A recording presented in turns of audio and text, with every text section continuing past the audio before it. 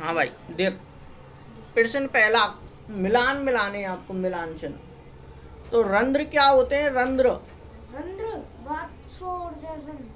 हाँ, रंध्रों के द्वारा बाष्पोत्सर्जन की क्रिया होती है ना। पत्तियों में रंध्र पाए जाते हैं जिनमें जल बाष्पोत्सर्जन थोड़ी थोड़ी बूंद बूंद करके निकलता है ना।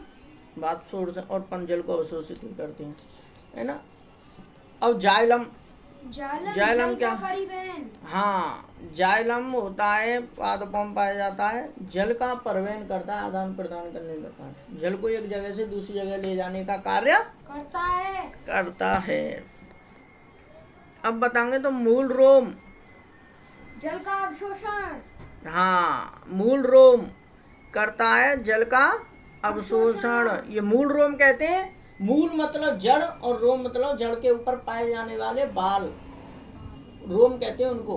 तो वो जल को अवशोषित करते हैं, फिर तने में आता है, तने से पत्ती में आता है, जब पत्ती के रंध्र में आता है, रंध्र में से होकर बाष्पोत्सर्जन मतलब उड़ जाता। अब बताओ फ्लोएम किस में पाया जाता है? फ्लोएम में भोजन का परिवहन, मतलब भोजन को एक जगह से दूसरी जगह ले जाने का कार्य करते हैं फ्लोएम पादपों में, है ना।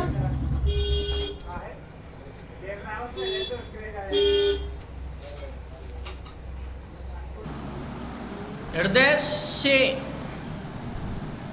से रक्त का शरीर के सभी अंगों में परिवहन खाली जगह के द्वारा होता है। किसके द्वारा होता है? हृदय से रक्त जाता है शरीर के अनेक भागों में, तो उसका परिवहन किसके द्वारा होता है?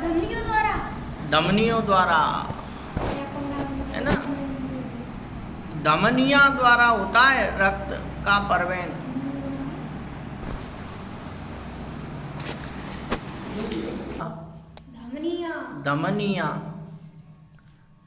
धमनियों द्वारा रक्त का परिवहन होता है। अब नंबर 2 खाली जगह। हीमोग्लोबिन खाली जगह कोशिकाओं में पाया जाता है। तो ये लाल रक्त कोशिकाओं में पाया जाता है, लाल रक्त कोशिकाओं में, है ना। हीमोग्लोबिन क्या होता है? रक्त का ही एक भाग होता है जो रक्त के अंदर पाया जाता है, और रक्त के अंदर लाल रक्त कोशिकाएं, श्वेत रक्त कणिकाएं पाई जाती हैं, तो लाल रक्त कोशिकाओं में पाया जाता है। अब गा, धमनियां और शिराएं किसके जाल द्वारा जुड़ी होती रहती हैं? तो ये केशिकाओं के जाल द्वारा जुड़ी होती हैं। केशिकाओं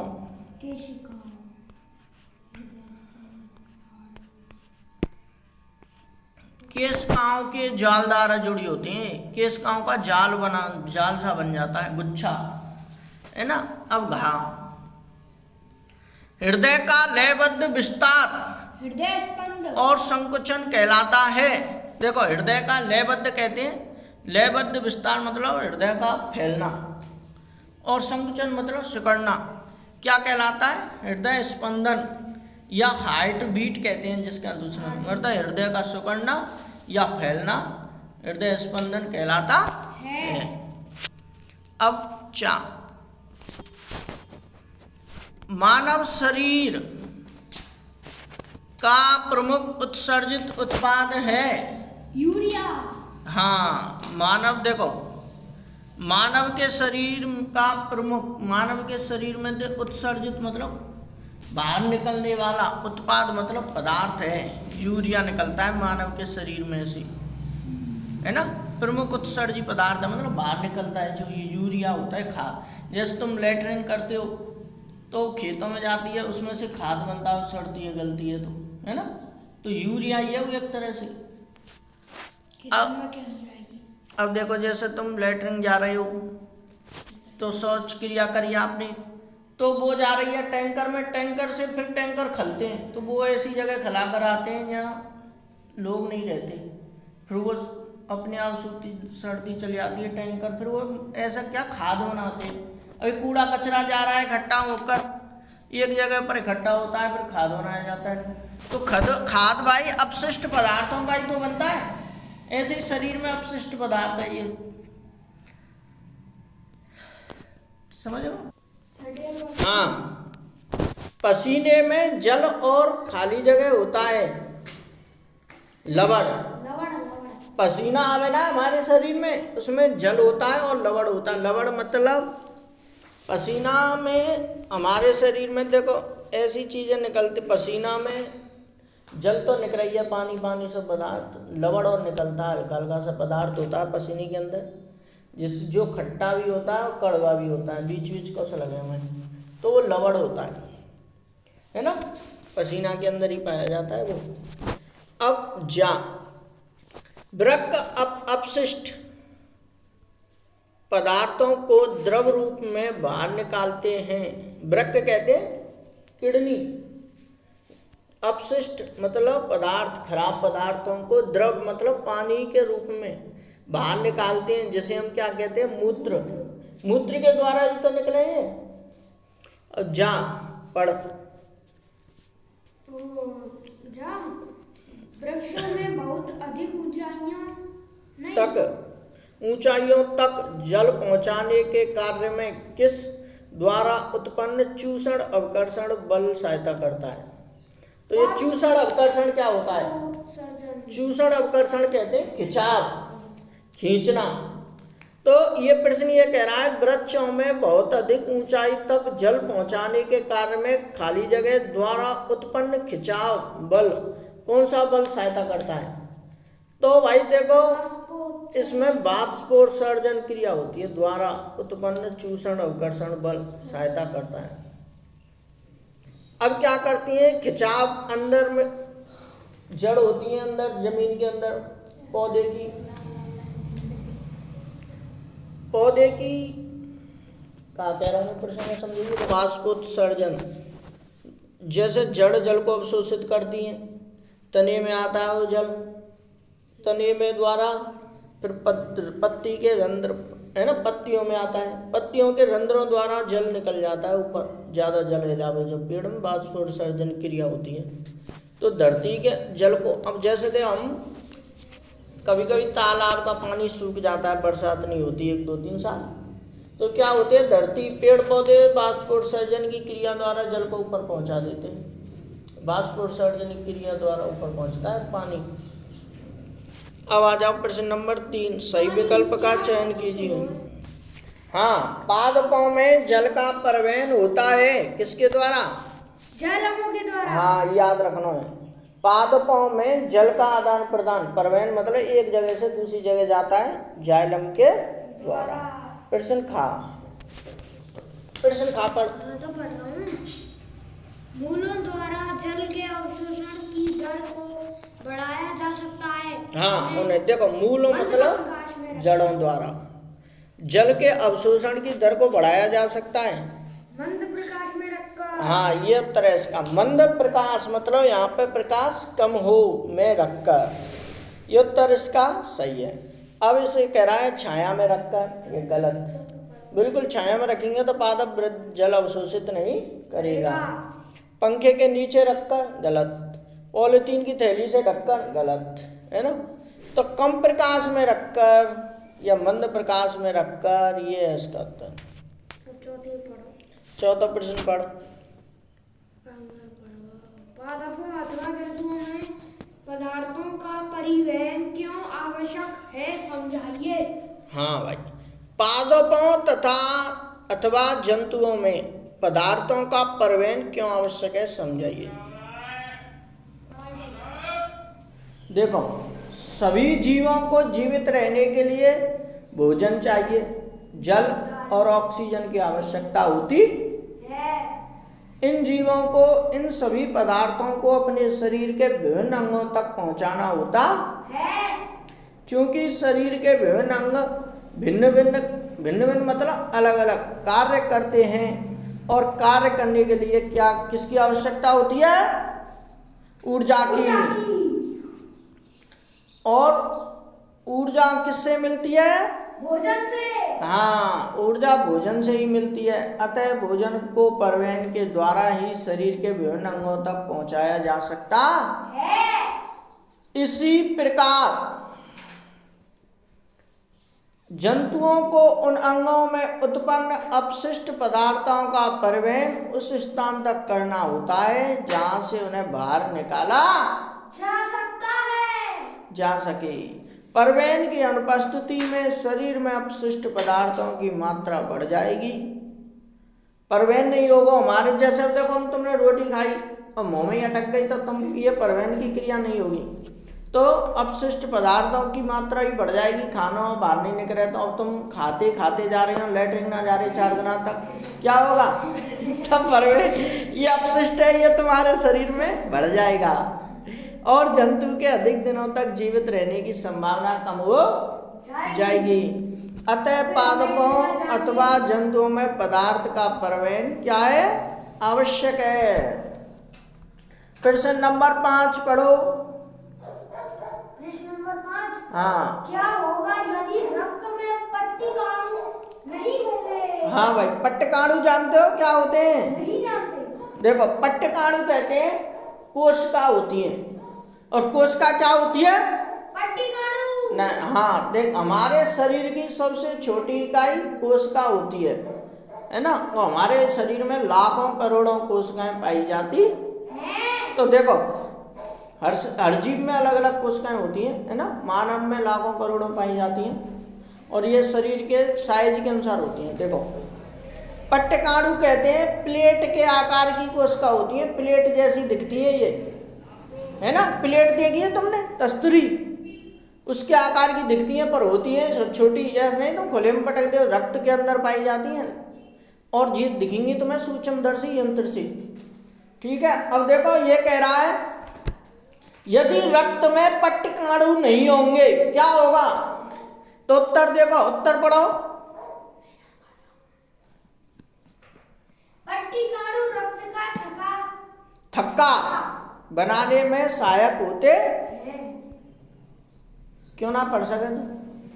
पट्टिकाणु, अब ये अतः देखो, थक्का कहते हैं, प्लेटलेट्स होती है ना पट्टिकाणु, रक्त का थक्का, जैसे चोट लग गई थोड़ी देर बाद खून हम दबा लेते हैं तो खून अपने आप रुकना बंद हो जाता है उस जगह पर से, है ना? अपने आप रुक जाता है। तो ये थक्का मतलब खून को रोकने में सहायक होती है, ये तो एक कारण। अतः यदि रक्त में पट्टिकाणु कहते हैं प्लेटलेट्स दूसरा नाम नहीं होंगे तो रक्त का थक्का नहीं बनेगा, मतलब रक्त बहने से नहीं रुकेगा और चोट लगने पर उस स्थान से लगातार रक्त बहता रहेगा, इससे व्यक्ति की मृत्यु हो जाएगी। ये कार्य होगा पट्टिकाणु नहीं होंगे तो शरीर में।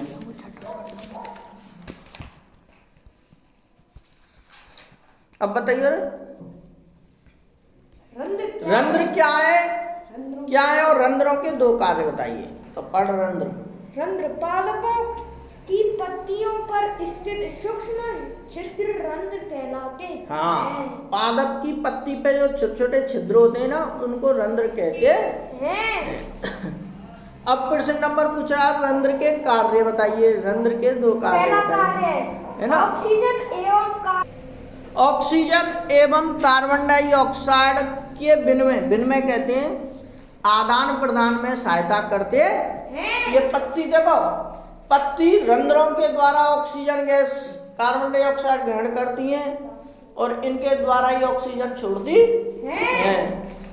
खा बाष्पोत्सर्जन के द्वारा अतिरिक्त जल बाहर निकालते हैं। बाष्पोत्सर्जन की क्रिया भी रंध्रों के द्वारा होती है और इसके द्वारा जब पेड़ में ज्यादा जल आ जावे ना, पेड़ पौधे में नीचे ज्यादा पानी बढ़ता है, तो वो अपनी भाई क्या निकालते हैं? रंध्रों के द्वारा ही जल को बाहर निकालते हैं। अब आदमी तो मुंह में से निकालता है मैं बाहर, अब ये पेड़ पौधे इनको कहाँ है मुंह में चारे, इनको ये पत्ती मुंह होता है होते हैं इनके, इनसे अब ज्यादा तुमने जड़ में पानी दे दिया, बाल्टी 1 बाल्टी की जरूरत थी, दे गई 2 बाल्टी, तो पानी का वो चारे कहाँ करेंगे? हाँ, और का पत्ती सब कुछ होता है पेड़ का, ये है या पेड़ पे पत्ती ना रहे पेड़ ही ना ये बाष्पोत्सर्जन की क्रिया होती है रंध्रों के द्वारा, और जो रंध्र पाए जाते हैं पत्ती में और जल अवशोषित करती हैं पादप की जड़। पर कुछ पादप ऐसे होते हैं जिनकी पत्तियों में रंध्रों की सहायता से ही जल अवशोषित करती हैं। है ना, पर ज्यादातर पेड़ जड़ों के द्वारा ही जल अवशोषित करते हैं।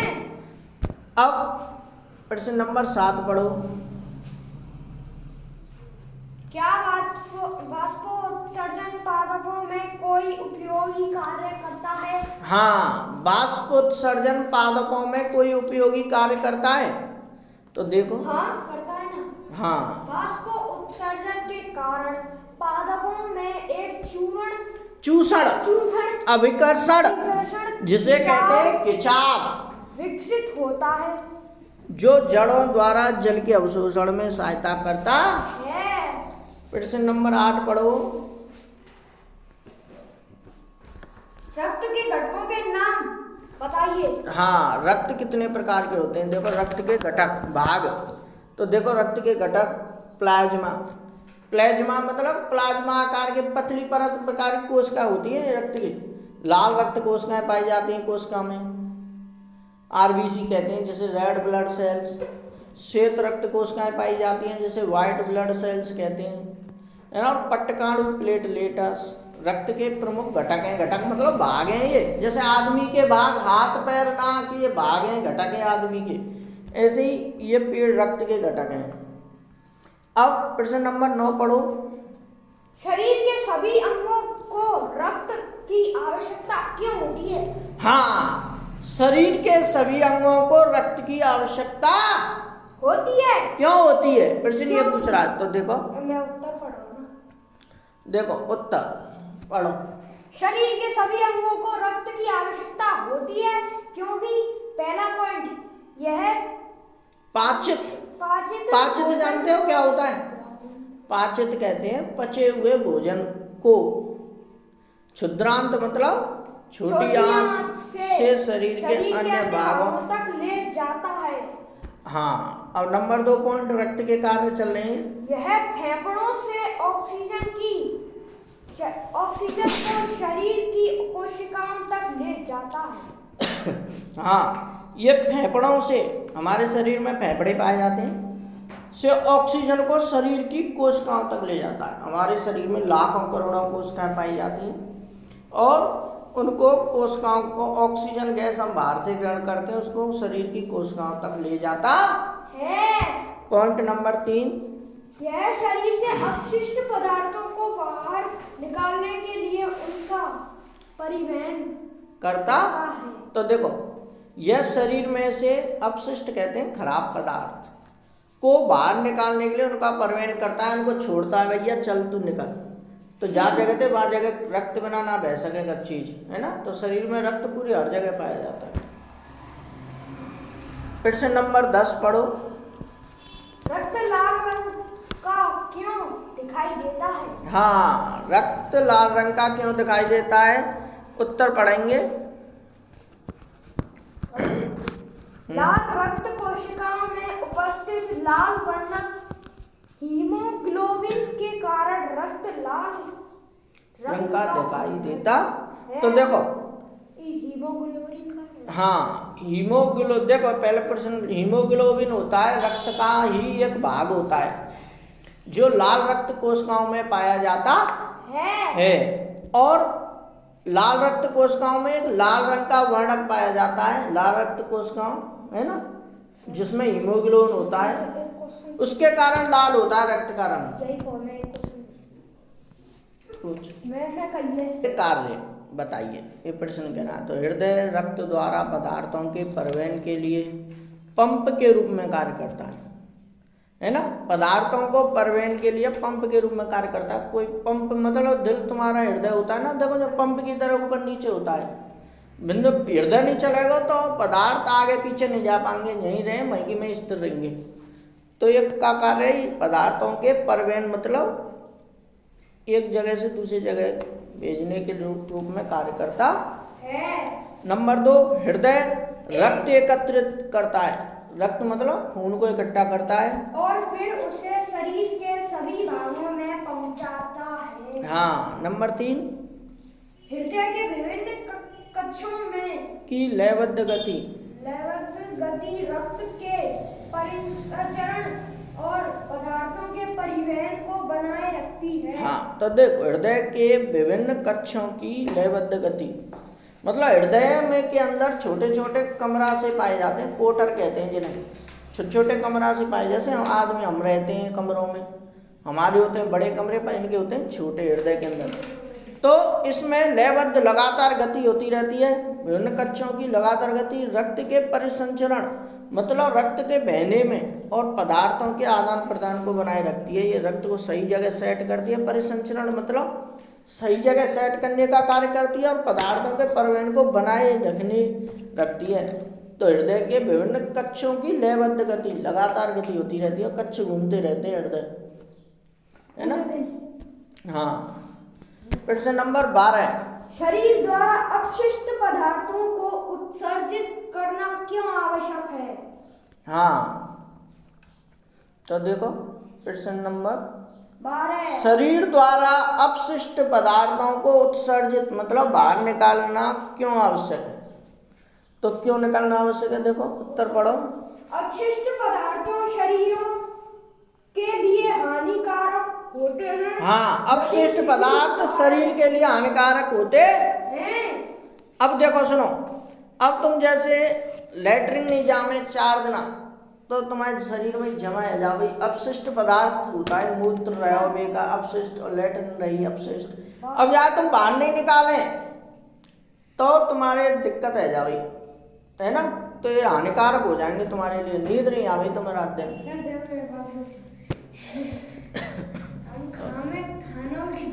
हाँ भाई, अब देखो यदि किसी कारणवश रक्त में अपशिष्ट पदार्थों की मात्रा बढ़ जाती है तो उस जीव की अधिक दिनों तक जीवित रहने की संभावना कम हो जाती है। इसलिए शरीर द्वारा अपशिष्ट पदार्थों को उत्सर्जित करना आवश्यक है। अब फिर से नंबर लास्ट है 13वां, मानव उत्सर्जन तंत्र का चित्र बनाइए। इसको तुम बना सकते हो और उसके विभिन्न भागों को नामांकित कीजिए। तो मानव उत्सर्जन को चित्र देखेंगे तुम, ये चित्र बनाना है आपको ऐसे, ये वृक्क होते हैं, मूत्र वाहिनी होती है, मूत्राशय, मूत्र मार्ग,